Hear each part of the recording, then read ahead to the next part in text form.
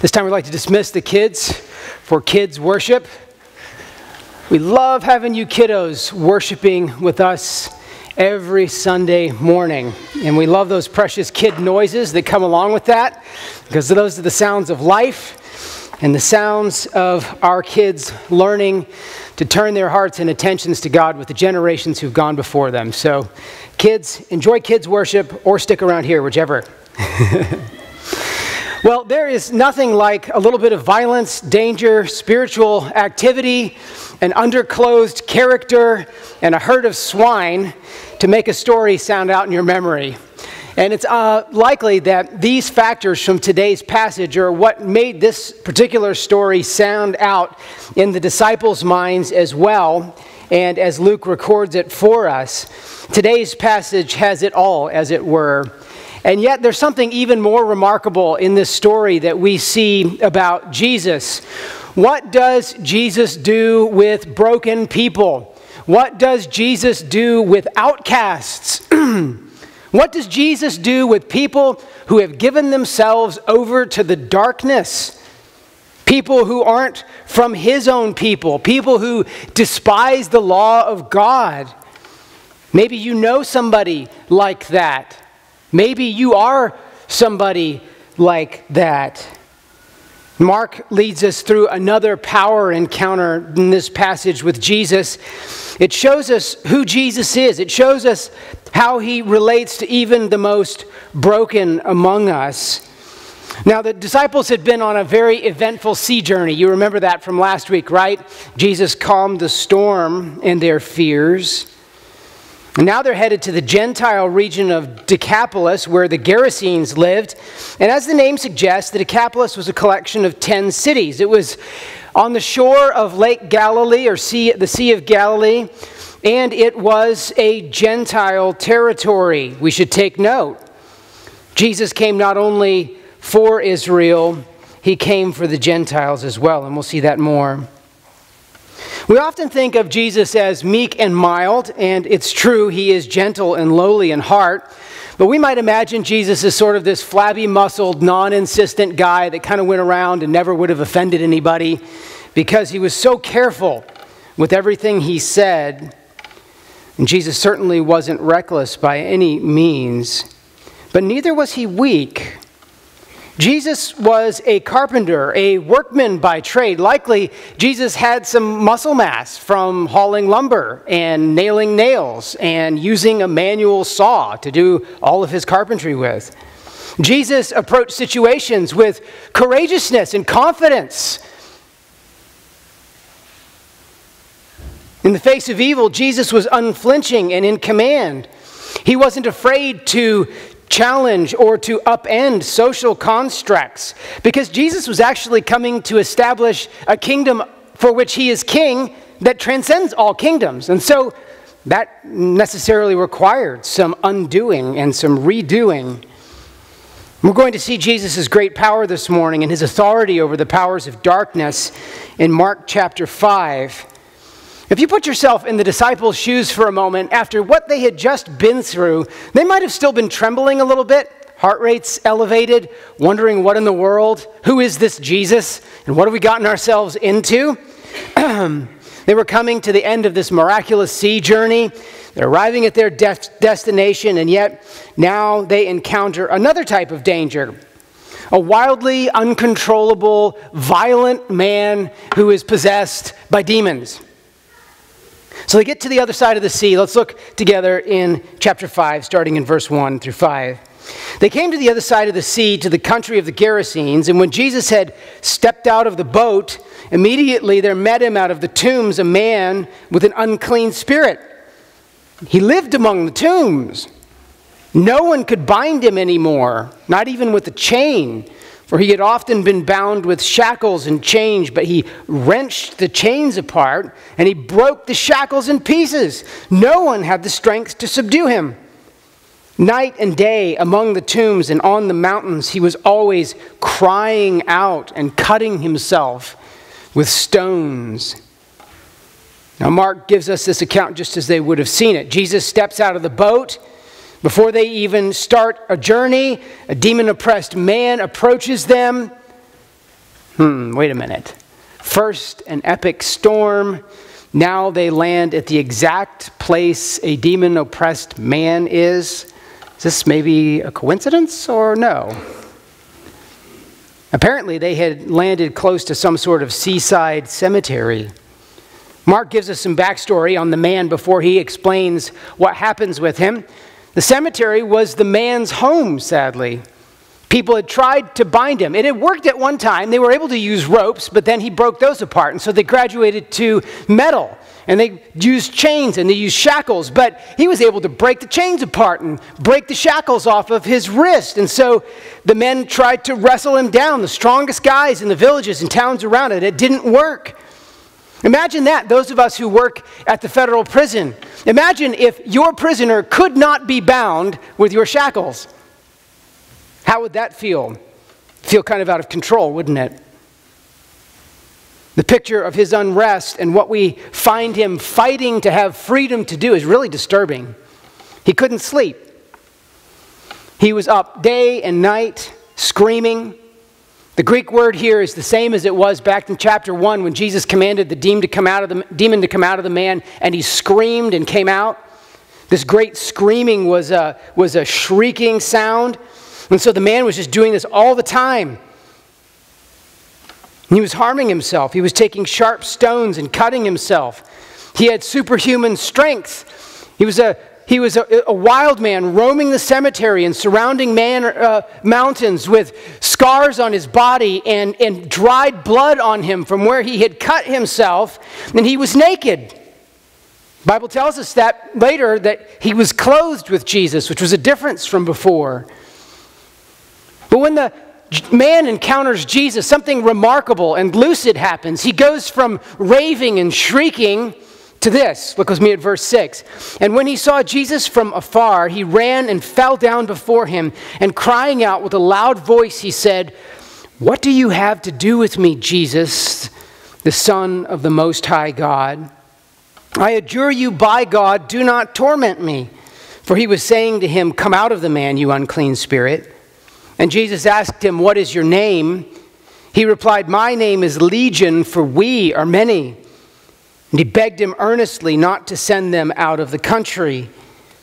Now a great herd of pigs was feeding on the hillside, and they begged him, saying, "Send us to the pigs, let us enter them." Isn't this interesting? The man who was so out of control all of a sudden came before Jesus and bowed before him. These demons could do nothing other than homage to their superior. They weren't shrieking any longer out of wildness, but out of begging, acknowledging that Jesus was the Son of the Most High God. Isn't it interesting? Why in the world is a demon begging based upon God to be not tormented by Jesus? This makes no sense. But Jesus then was commanding the unclean spirit to come out of the man. Verse 8, there was no ritual, which was common for the day. There was no potion. There was no anything. It was just Jesus' word directly to the demon. He said for the demon to come out of him. Direct and immediate command. Jesus demanded the demon's name, verse 9, and the demon answered him. This is weird, isn't it? The demon's answering him, but the guy's talking. He revealed the magnitude of the man's oppression. We start off with just sort of the way the man presented himself. Demon-oppressed man. Now we find out that it's not demon-oppressed man, it's demons-oppressed man. And he names himself as Legion. Wow. Legion means a lot. Like a whole host or a whole army. In Roman terminology, it would have been approximately a group of 4,000 to 6,000 soldiers. So this demon is replying to Jesus, "We are legion." So the battle's arrayed, right? The Son of the Most High God versus demon legion with his 1,000 strongs and inhabiting this man. He had a foothold and a ground in this man. And yet the battle was done before it even began. He was kneeling before Jesus. The demons were begging Jesus to allow them to move from this man into this large herd of swine that was just beyond them on the hill. Now you could tell when you've left Israel when you happen on a huge herd of swine. That didn't happen back on the other side of the Sea of Galilee. If there was one animal that embodied the Jew-Gentile divide, it was a pig. They were filthy. To eat a pig or to touch a pig made you unclean. I'll bet you the disciples were thinking about this time, there's no place like home. There's no place like home. How do we get back to the other side? Do we have to go through another storm? Why in the world was Jesus bringing them to the Gentile side of the lake to encounter a massively demon-oppressed man standing in a cemetery surrounded by thousands of pigs? And those demons didn't want to leave the territory. That's something to note, isn't it? They had a sense of place and desired a sphere of operation. They wanted to stay in that country. But that wasn't up for them to decide, was it? That was Jesus' decision.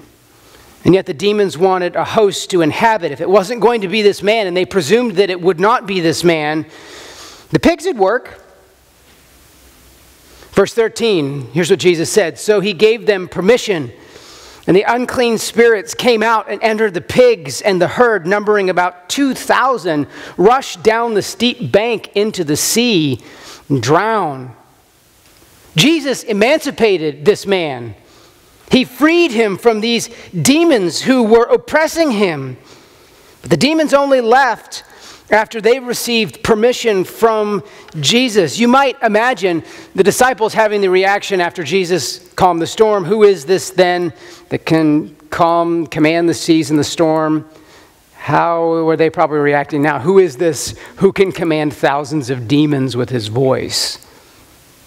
You don't even get the idea that Jesus was even a bit ruffled or his heart rate had gone up or anything.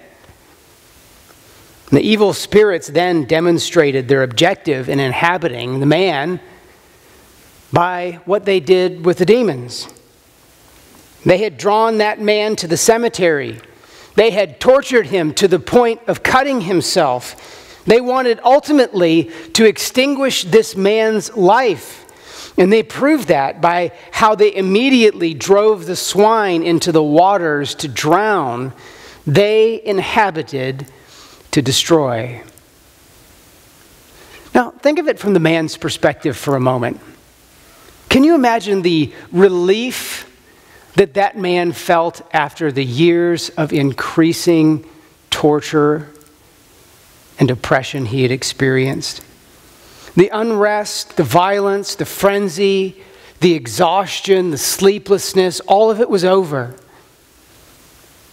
I've had several conversations with global workers over the years who have talked about demon oppression.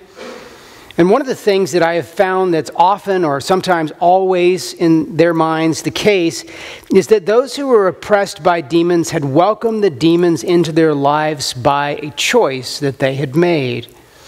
From choices to coldly perform acts of evil, to idol worship, to even seeking power from dark spiritual places. And often in idol worship, it's actually very common for there to be whole rituals and sacrifices and things to go through so that people can welcome a god or a demon into their bodies so that they feel powerful to host that demon's presence. For some people, demon oppression is something that's below the surface. It doesn't really show up until there's an encounter with Christ. For others, it's on constant display through their madness. Who knows what had led to this man's oppression? Maybe it was a ritual he had performed at a temple with an idol.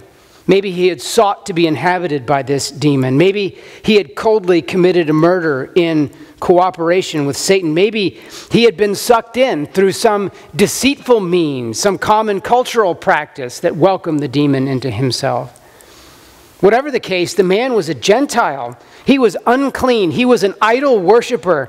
The entire community was terrified of him as a dangerous and disturbing person. He was an outcast.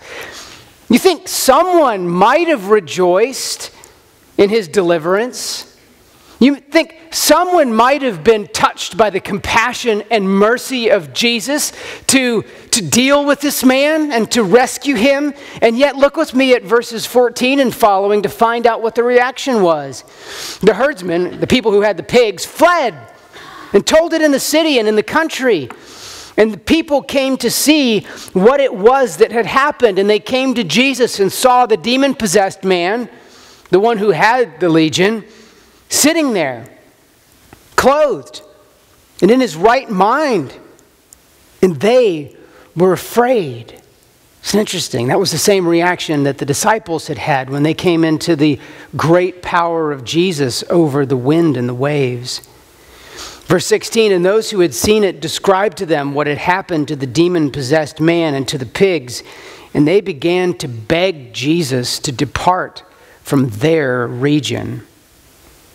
Jesus, in his encounter and his emancipation of this man, had also exasperated the villagers and the herdsmen. The herdsmen, whose 2,000 pigs or so just died, weren't so joyful. They took off in fear. They fled away from him. They told everybody back in town, here's what happened. They came and saw the man sitting and clothed and well in his mind, and they saw the pigs maybe floating in the lake or whatever it was. And they were afraid. They were overwhelmed and shocked. They had come into an encounter with some power that was greater than they could imagine. However, what about this Jewish teacher who speaks the word and the demons flee? What about the pigs that he killed? Now, have the Jews come to kill all of our pigs? Maybe they're wondering. I bet that was part of the reaction, right? There were some cultural things that got surfaced here in tensions. This was a big hit to the Gerasenes' wealth. If you do a quick internet search, you find out that a pig is worth about $138, $139. At least that's what I found. If you multiply that out times a flock of about 2,000, you get a value of about $250,000 or more, $277,000. That's a pretty big hit to the local wealth. What was more valuable?